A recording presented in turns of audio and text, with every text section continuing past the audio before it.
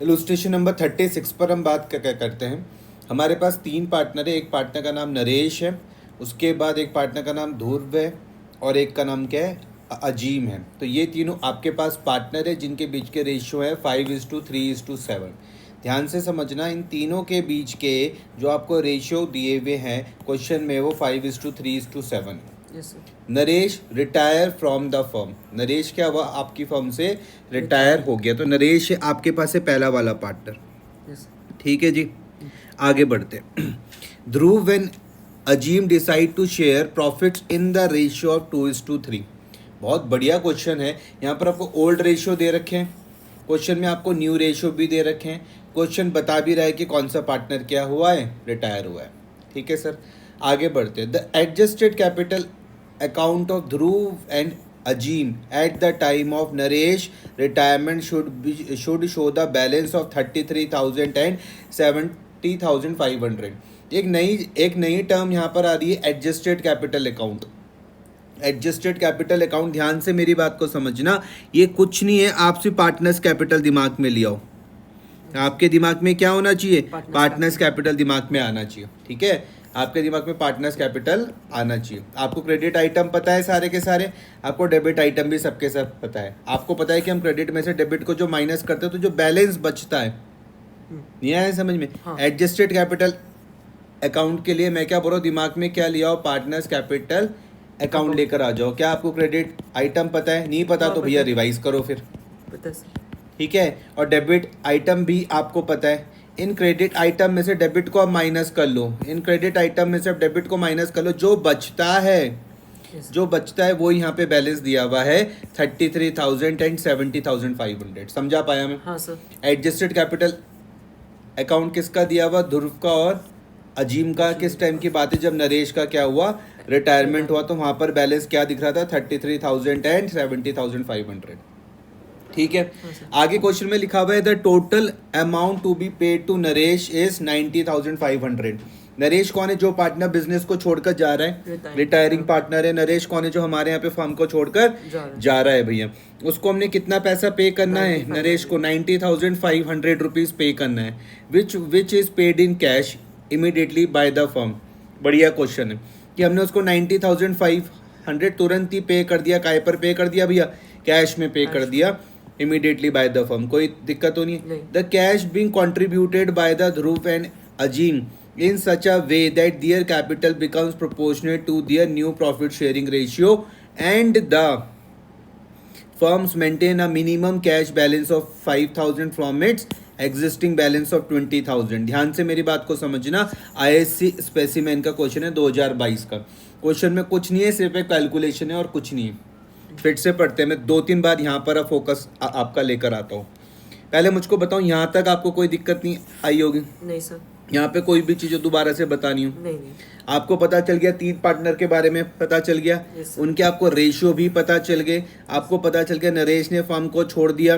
ध्रुव and अजीम अब business में क्या कहलाएंगे, ये कंटिन्यूइंग पार्टनर कहलाएंगे। यही तो हम बोलते हैं, हाँ सर, कंटिन्यूइंग पार्टनर हम इनको बोलते हैं। इनके बीच के जो प्रॉफिट एंड लॉस के रेशियो वो दिए हुए 2:2, यहाँ 2:3, यहाँ तक कोई दिक्कत नहीं है। एडजस्टेड कैपिटल अकाउंट जो ध्रुव एंड अजीम की है eight the time of Naresh retirement showed a balance of 33,000 and 70,500। यहाँ तक आपको कोई दिक्कत परेशानी नहीं आएगी। नहीं सर। अब देखना ध्यान से, the total amount to be paid to Naresh. Naresh कौन था, रिटायरिंग पार्टनर। कितने रुपए दिए, 90,500। अब यहाँ पर एक क्वेश्चन हमारे दिमाग में आता है।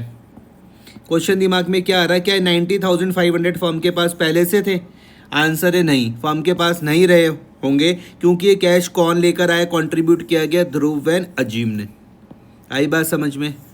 ये दोनों इस पैसे को लेकर आए। कौन से पैसे को, 90,500 को लेकर आए। आ रहा समझ में? The total amount to be paid to Naresh is 90,500 which is paid in cash. किस में दिया, कैश में दिया, इमीडिएटली बाय द फर्म। उसके बाद वो बोल रहे the cash is contributed by Dhruv and Azim in such a way, कुछ इस तरीके से, that their capital becomes proportionate to their new profit sharing ratio. जो उनकी कैपिटल थी, कौन सी, ये वाली जो कैपिटल थी, ये किस रेशियो में पहुंच गई, 2:3 के रेशियो में पहुंच गई। आया है समझ में? इस तरीके से कंट्रीब्यूट किया कि इनकी कैपिटल किस रेशियो में पहुंच गई, 2:3 के रेशियो में पहुंच गई। ठीक है सर।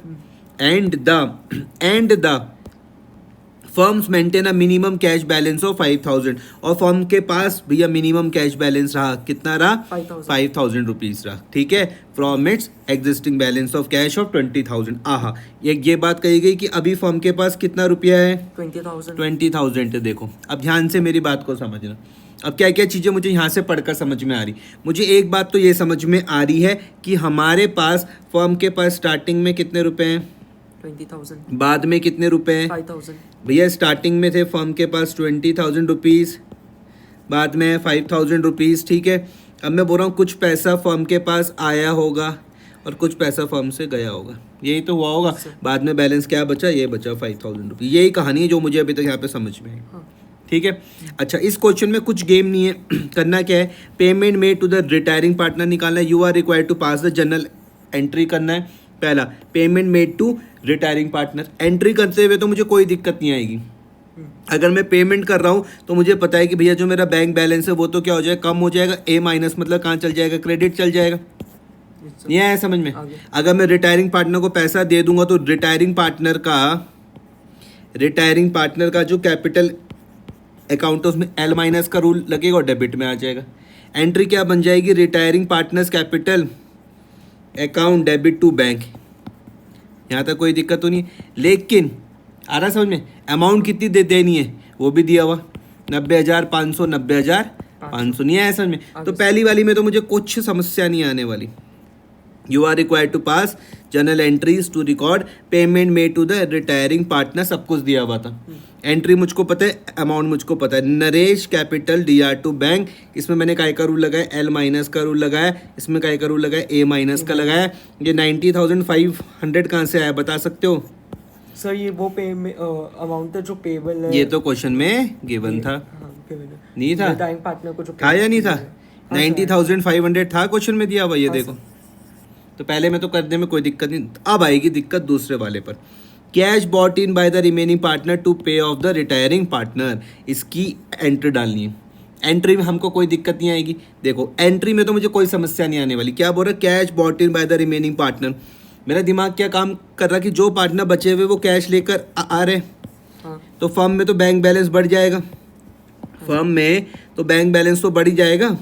अगर वो कैश लेके आएंगे तो फर्म का जो बैंक बैलेंस है वो तो A+ हो जाएगा। A+ मतलब कहाँ आएगा, डेबिट में आएगा।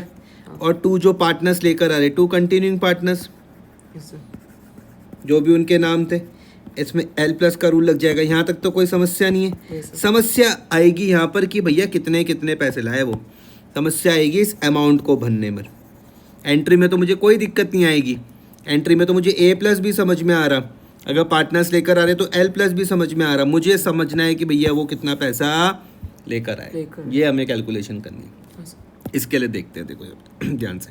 सबसे पहले आप ध्यान से समझना क्या लिखा हुआ, total capital of the new firm after Naresh should be कितनी, 90,000। वही तो निकालना है हमको, ये तो निकालना है, यही तो निकालना है। हाँ सर। अब जो जो चीज़ें हमको पता है पहले हम वो लेके चलते हैं। क्या अमाउंट रिक्वायर्ड टू पे नरेश 90,500 हमको पता है, पता है सर। पक्का? हाँ। ये तो हमने उसको पैसा देना है, कितना था, 90,500 रुपये। ये तो एक हमको पता है। दूसरी चीज़ और क्या पता थी हमको, इन दोनों की कैपिटल भी तो पता थी। Yes sir. इन दोनों की 33,000 और 70,500 भी तो पता था। कितना, 33,000 हमको पता था, और क्या था भाई, 70,500 भी हमको पता था। समझ में आया? ये तो इनकी क्या थी, क्लोजिंग कैपिटल थी। ये तो क्या थी, क्लोजिंग कैपिटल, ये पता है आपको। और ये आपको पता है जो क्या किया हमने, पेमेंट करी थी उसको टू रिटायरिंग पार्टनर। अब ध्यान से इस चीज़ को समझना, आपको इन दोनों में कोई दिक्कत नहीं आएगी। 90,500 में कोई दिक्कत नहीं आएगी, नहीं। 33,000 में कोई दिक्कत नहीं आएगी, 70,500 में कोई दिक्कत नहीं आएगी, और लास्ट में मिनिमम 5,000 भी तो था। मिनिमम कैश नहीं था, क्वेश्चन में दिया हुआ था। Yes sir, 5,000 minimum cash cash भी तो दिया हुआ था 5000, तो आपको यहाँ तक बात समझ में आ जाएगी। आ रहा समझ में? अब ध्यान से, मैं आपको जैसा सोचने के लिए बोल रहा हूँ वैसा सोचना। अगर क्वेश्चन में हमने उसको 90,500 रुपये दिए, ध्यान से मेरी बात को समझो, रिटायरिंग पार्टनर को मैंने कहा 90,500 रुपये दिए होंगे तो इतना तो कैश होगा मेरे पास कम से कम, हाँ सर और जितनी इनकी कैपिटल है उतना तो कैश होगा ही, और लास्ट में 5,000 रुपये बच रहा, उतना तो कैश होगा ही। होगा नहीं आया समझ में? आगे सर तो इन सबको मैं अगर टोटल मारता हूँ, इन सबको मैं अगर टोटल करता हूँ तो क्या आ रहा? 199,000 आ रहा। क्या आ रहा? 199 क्या पहले से था कुछ कैश? बिल्कुल था 20,000 रुपये, उसको माइनस करने के बाद क्या बच जाएगा? 179,000। ये आया समझ में? आगे सर ये 20,000 कौन सा माइनस किया? जो मेरे पास पहले से एग्जिस्टिंग बैलेंस था। हाँ अब फिर से सोचना सोचो कि मुझको यहाँ पे सोचना है क्या क्या कैसे। मैं चाह रहा हूँ कि मुझे टोटल कैपिटल निकालनी है न्यू फर्म की नरेश के रिटायरमेंट के बाद। अब मैंने कहा नरेश को कितना देना है? 90,500। 33,000 किसकी कैपिटल आ रही? ध्रुव की आ रही। 70,500 किसकी आ रही? अजीम की आ रही। और 5,000 रुपये मुझे कैश भी रखना है। रखना तो भैया टोटल मेरे पास क्या आ रहा? 199,000। यहाँ तक कोई दिक्कत तो नहीं? नहीं सर फिर मैंने कहा क्वेश्चन ने मुझे बोला कि स्टार्टिंग में मेरे पास 20,000 रुपीज़ थे, तो अब मुझे कितना चाहिए? कम से कम 179,000 चाहिए। आया सर में? अब मैं वापस क्वेश्चन में आता हूँ। क्वेश्चन ने कहा कि भैया जो भी वो रहेगा, जो भी क्या रहेगा, क्लोजिंग कैपिटल रहेगी इनकी, जो भी इनकी क्या रहेगी, न्यू प्रॉफिट शेयरिंग वो इनके न्यू प्रॉफिट शेयरिंग रेशियो पे रहेगी। तो क्लोजिंग कैपिटल क्या आई थी? 179 आई थी। हाँ और इनकी क्लोजिंग कैपिटल वो क्या थी? रेशियो 2:3 था। तो मैं इसको मल्टीप्लाई कर सकता हूँ 2/5 से। ये आया समझ में? आगे सर 179,000 मल्टीप्लाई बाय 3/5 कट सकता हूँ। हाँ आ रहा है इतना समझ में आपको? हाँ सर तो 179,000 मल्टीप्लाई बाय 2 डिवाइडेड बाय 5, तो ये कितना आ रहा है? 71,600 आ रहा। यस सर और दूसरा वाला 179,000 मल्टीप्लाई बाय 3 डिवाइडेड बाय 5, ये कितना आ रहा? 107400। ठीक है, सर ये दोनों चीज़ें समझ में आई। हाँ सर इनके हमने उसमें बांट दिया 107400 71600। ठीक है सर? यस सर अब सुनना ध्यान से। अगर मैं आपको बोलूं कि ये और जो ये है दोनों, ये दोनों कौन सी? 71600 और 10700, ये दोनों क्या है? इनकी जो हमें कैपिटल चाहिए वही तो है। हाँ कंटिन्यूइंग पार्टनर की जो हमको कैपिटल चाहिए वही तो है ये दोनों। हाँ सर आ रही मेरी बात समझ में? हाँ और इनकी एक्चुअल कैपिटल है कितनी?